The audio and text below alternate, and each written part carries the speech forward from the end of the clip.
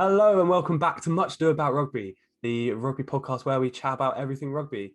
We are back, just me and Teddy this time, no Mackie, but we're going to be chatting a bit about the Lions and the Springboks squad that's just been announced, and then we're going to talk a bit about the Premiership as it's coming to the tail end of the season, and we got the playoffs coming up. But first of all, we're just going to go over the Springboks squad that's been announced. Ed, give me your first impressions on that. Do you think it's a good squad? Do you think what are you thinking about it? Yeah, hi everyone. First of all, it's good to be back after a bit of a break. I think it's obviously being the world champions, it was always going to be a strong squad. But I think some notable names in there. Five Sale players. I think that's a bit of a surprise. All the Dupree brothers. So I think there's Dan, Jean-Luc Dupree. Actually, no fly half. No, So Jean-Luc Preux is there, but yeah, Dan is. yeah, but Dan and Jean-Luc are the twins, and then they have a brother who plays fly half. I can't Oh remember his, yeah, but yeah. no. So I think they're quite big inclusions. To be honest, I'm not sure if I've seen enough of them at Sale to really justify that, but maybe they're struggling as well. Jasper Visa, the number 8 for Leicester's made it in there. I don't really know how because Leicester aren't the most amazing side, but also Joseph Dweber because his name's Dweeb, quite funny. massive dweeb. He's a massive dweeb, but I have seen him play before. I think he plays in France for someone like Montpellier, and he's quite a strong ball carrier, certainly. So Mate, no, some classic names as well, like Faf de Klerk, obviously, Andre Pollard, Mornay, and Francois Stain, the Stains. So yeah, I think it's a strong squad. yeah, But I still think the Lions will hopefully do a job on them. yeah, mate. I'm just looking at the lineup here, and their loose forwards are actually kind of ridiculous. Like Dan Dupree, Peter Steph Toit, Sia Khaleesi, Quagga Smith, Dwayne Vermeulen, and loads of other people. That's just like the main names. And then outside backs actually quite filthy as well. Like Fassi, Willie Roo, Damien Valenza, Cheslin Colby, Mapimpi, Speckman, the sevens guy. It's quite scary to be honest, but it's got quite a Yeah. lot. It's a pretty bloody big squad. I'm interested to see Roscoe Speckman play some international rugby, actually, see if he gets on the pitch because, we've seen him tear it up in the sevens scene, obviously, and then he's been at the Bulls for the last few seasons and certainly scored a try or two there. So I think it's going to be really interesting to see if he gets on the pitch. But obviously they're so strong in that position. I think we'll likely see the combination of Mampipi, Cheslin Colby and Willie LaRue. Yeah, But I also agree. Damien Willemser's in there. Yeah, Like he's a really good option actually. He played for Sarries for a bit, didn't he? he's still knocking about, mate. He's still knocking about. No, it's there's a couple of people who just don't know there. Like who's Yeah, this I have to agree. Wandisele Similane? I've never seen him play. Um Penkster? Your Penkster? That sounds like a joke name. I will have to go and check out some of these YouTube highlights or something. I think I was looking up the scrum half Sanele Nohamba.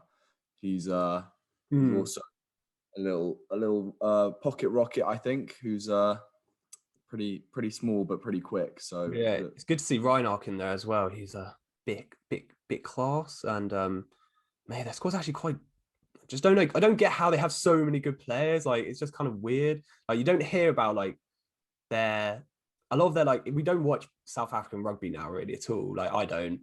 Now that it's not the start. Now that there is no they're not part of any Super Rugby or anything like that. So I don't even know what they like. Obviously, you got all those Sale players, and you've got a couple of them playing in Europe and stuff, but it's kind of mental how they still have such like a strong team and like some of them have probably not been even playing that much, but they're still like regarded as some of the best players. But who is your give me your two standout players from that squad then, Ed? well, Faf de Klerk, he's central to everything that South Africa do at the moment and basically the way they won the World Cup. He's also, pretty good for Sale. So I would say he's my number one to watch. Other than that, I mean, it's quite difficult to choose, but I think someone like Makazole Mampimpi, but because even though we all know about Cheslin Colby, obviously for Toulouse, and they just won the European Cup, I think he could go under the radar a little bit because wasn't he the top try scorer at the World Cup? He's just good though. He is just good. He's just a good player. Yeah. So I think there's definitely big threats on both sides of the pitch for South Africa. Yeah, I think I'm gonna have to. I'm keeping an eye out for Damien Delende. He was just so good in the Champions Cup when he was playing for Munster. And just any time I've seen Munster play, Delende's just been ridiculously good. Like I didn't realize how good he was until I saw him play at Munster. But he's just a bit of a beast. Why do we not have someone like that for England? It's kind of annoying, but low-key do. We have Manu Tuilagi, but he's not playing for the Lions because he's been ninja. Watch out. Yeah. But so what if you had to give a prediction, a very early prediction, what are you saying for the test with Lions and I think the Lions lose the first test match just because of like teething problems and stuff and the pressure being a bit too much. Obviously, I'd like to see the Lions win all three, but then I would like to think that after that first test, it being behind closed doors as well. Yeah, I think they'll win the next two. Yeah, I think I'm feeling the same, especially in that first test. I think they're just going to get absolutely like obliterated up front just by pure power, and they're just going to not. I think they're just not going to realize how much power South Africa have, and gonna maybe go a bit light on their forwards potentially. Like you saw, we know the squad. There's either a mix of absolute brutes or like just like people with like just pace and like skill. It is quite a mobile. Like some of the players that Warren Gatland's picked are quite mobile in comparison to this massive South African squad. Like you look at the locks, and you got Lou Diago, Even Etzbeth, like Franco Monster, RG Snyman. They're all just absolute units. So if we picked someone, we know it's gonna be Alan Wynne Jones, and it's probably gonna be Maratoja as well, but. I don't know. We're gonna have to have some. Gonna have to then run into someone like Jack Conan or Sam Simmons, who you'd like to think won't start the tests because they're not as big. They're more of a mobile forward, midweek players probably. But yeah, I just think them running into them, that's not going to be nice for the Lions.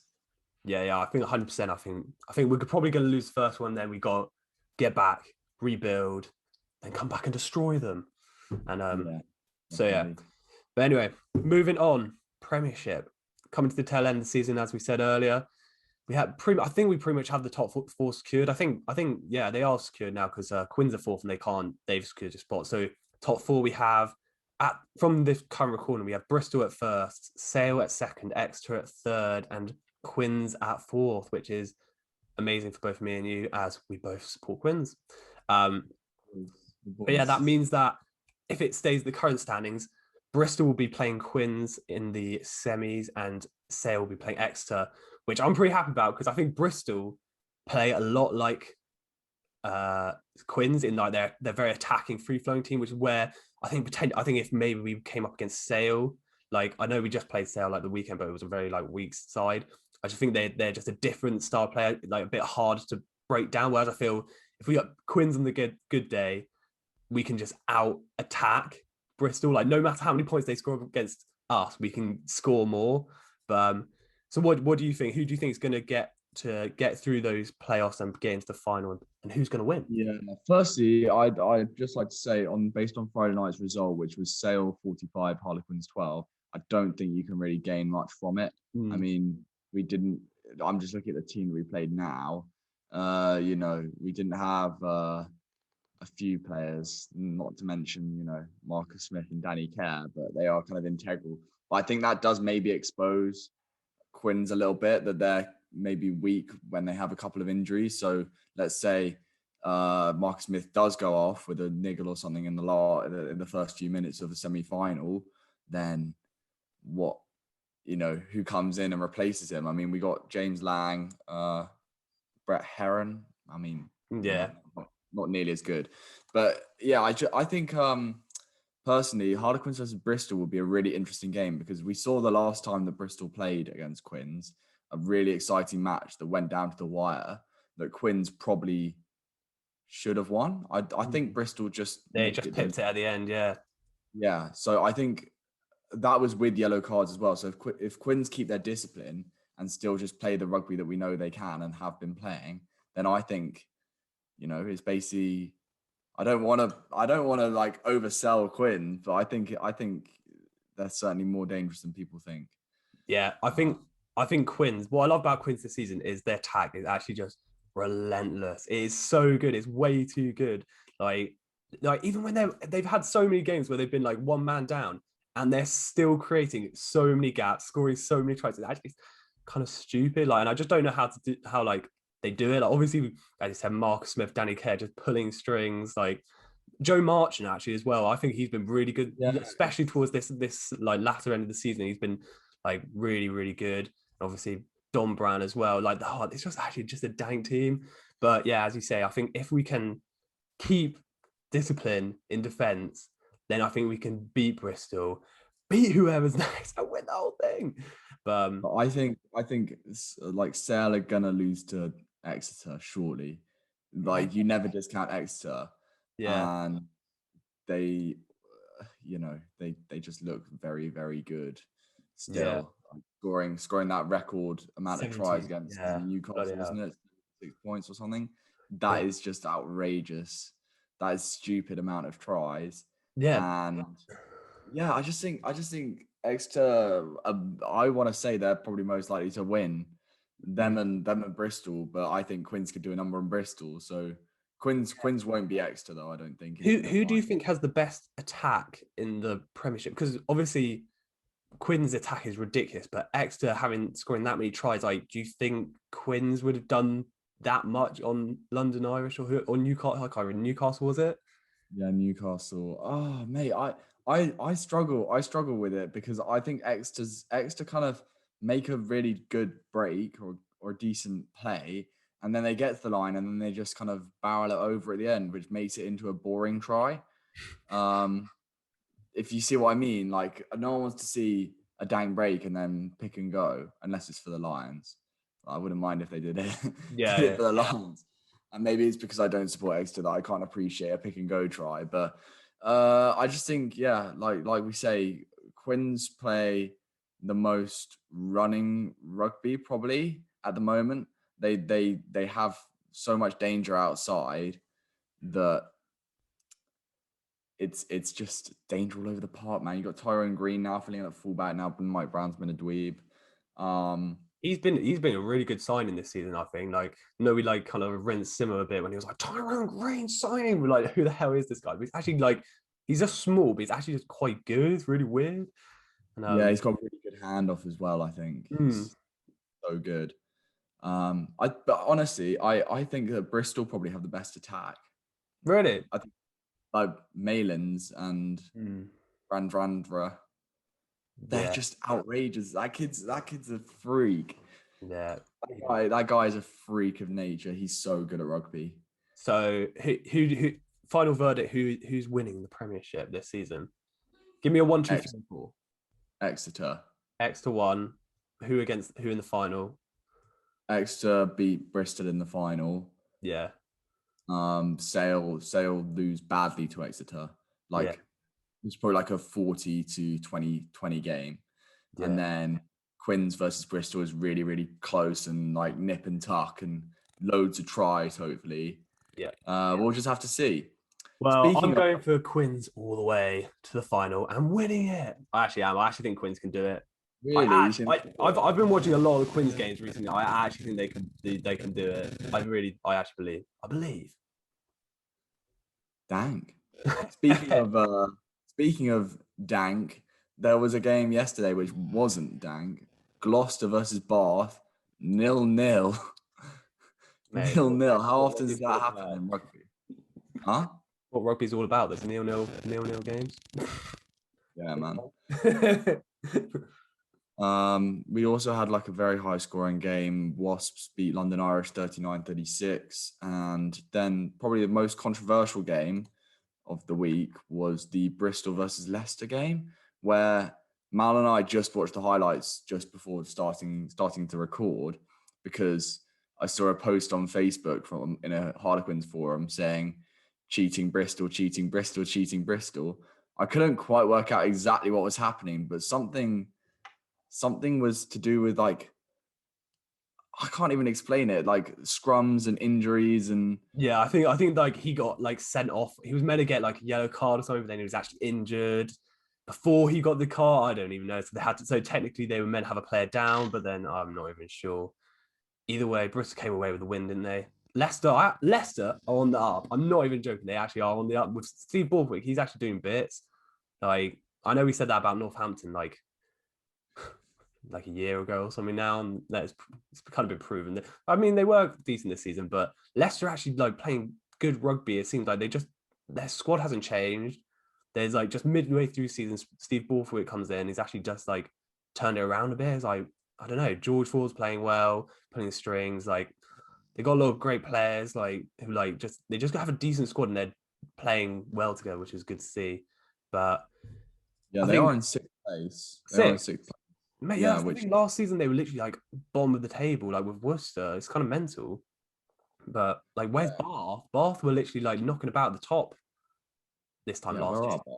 Where the hell are they? quite low Bath down. are in eighth. What? I thought Bath were meant to be on the up. Like, weren't they? Were they top four last season? Yeah, yeah. Because Sale came fifth last season. Bath got top four. And what about Wasps? You know, it's weird. It's almost like Quins have come up the ranks. Hmm. So have Sale. You know, Sale is What's for in the second. Sale have, you know, the same amount of wins as Bristol somehow. But it's just about bonus points. You know, Bristol have a few more bonus it's points than them. mental? So Jesus. and a draw under the belt. So that's kind of helping them along the way.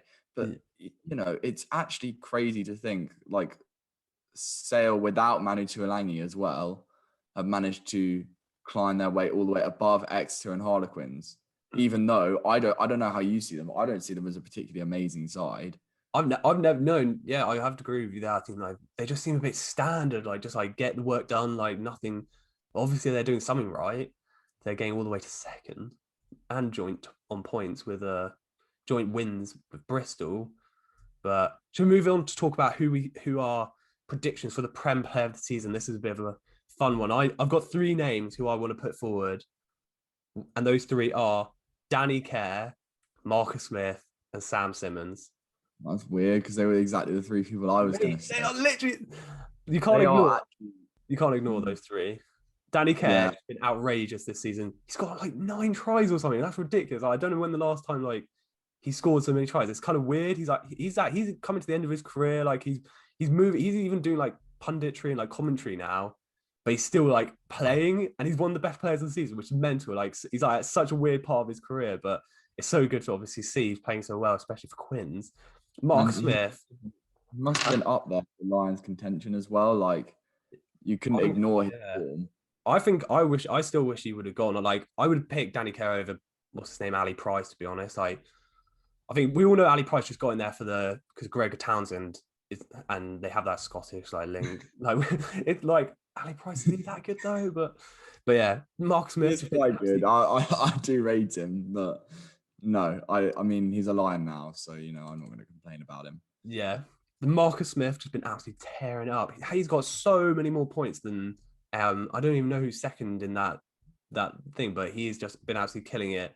And he is definitely like I think Eddie Jones, I heard one thing he said, he's like he started to find his own style of play where he's like actually scoring tries, getting points. And then obviously Sam Simmons, who he broke the record for most tries in the season, which is kind of insane. So I would not be surprised if he gets it. But if it's going down to anyone, I think No, it's it has to be Sam Simmons really. Like, for someone to A, get called up for Lions selection after not playing international rugby, B, so that's just based on his Premiership form.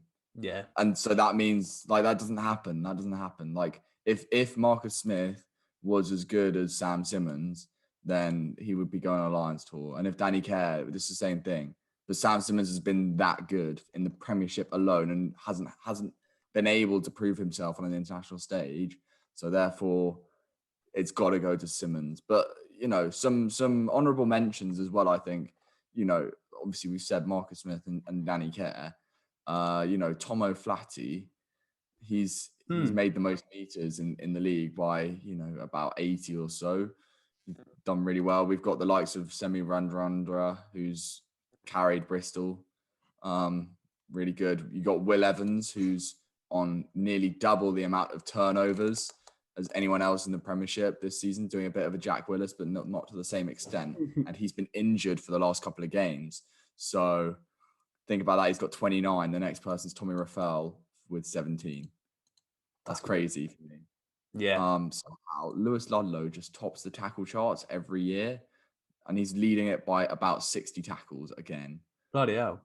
He's solid there. Crazy. But yeah, Marcus Smith with the most points by a substantial margin as well. So, but when your team's scoring as many tries as Harlequins are, then I guess comes hand in hand, really. What's their points difference like? That's actually an interesting point. Their points difference is only 111 because they've scored 649, which is about 100 more than anyone else in the Premiership, than the next highest person, which is Bristol. But they've conceded 538, which is like the second highest amount of conceded points. So yeah, just get their defense sorted. Easily the best team in England. Yeah, but it's hard to say that because when you're trying to play such an attacking brand of rugby, you don't pick based on defense, you pick based on attack, don't you? That's how you choose your squad.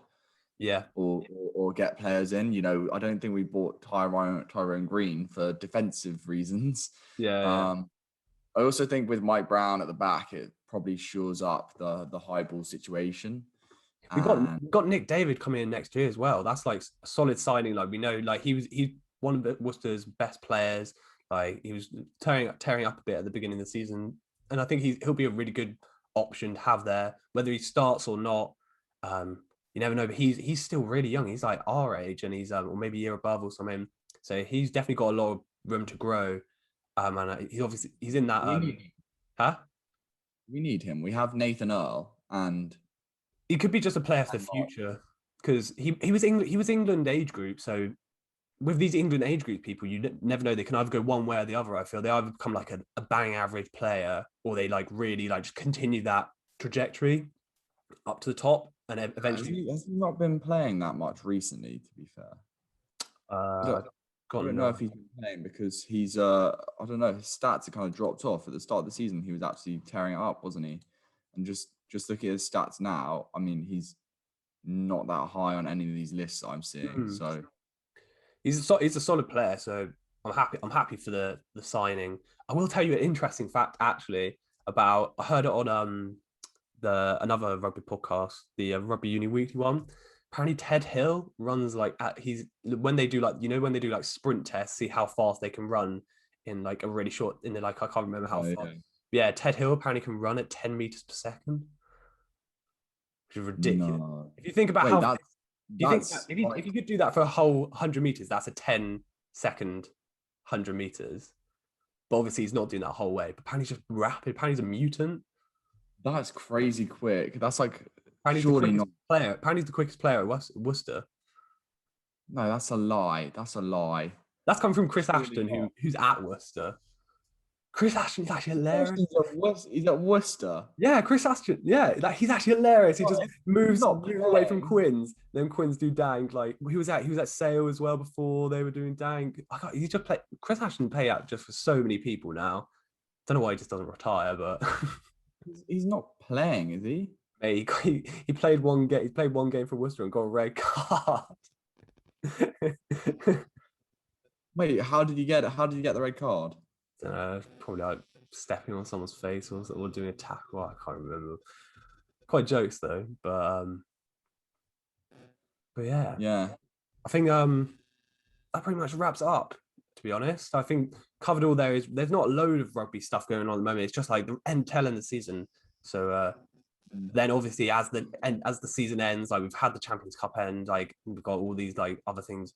There's going to be a big build up for the Lions tour, obviously, and it's summer as well, so everyone's not so focused on rugby at the moment. I feel as soon as this Lions hype starts building up, everyone's going to be getting gassed again. And also got the Euros and football as well. I feel that's a bit more of a focus for everyone as well. Yeah, maybe we should do a Euros episode. Yeah, to be fair, I actually wouldn't be.